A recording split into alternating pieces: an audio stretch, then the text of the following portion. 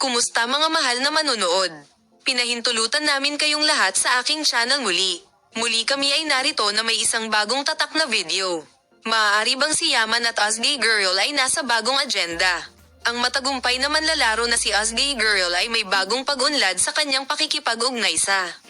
Habang sinusubukan na maunawaan kung ano ang aktor na Turkish at Mundo, isang hindi inaasahang paliwanag mula sa kanyang ex-co-star Asgay Girl, sinabi na ang manlalaro, na nanginginig na ang sitwasyon na nag-ulong na, hindi lamang sa kanyang talento, kundi pati na rin para sa kanyang profesional na relasyon at ang kanyang pag-ibig na chismis tungkol sa Yaman. Sinabi niya na ayaw kong makita siya.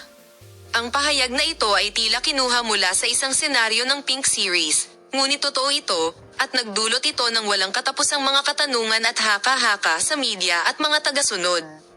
Sinuri nila ang mga posibleng sanhi at reaksyon sa konteksto na hindi ko mapigilan.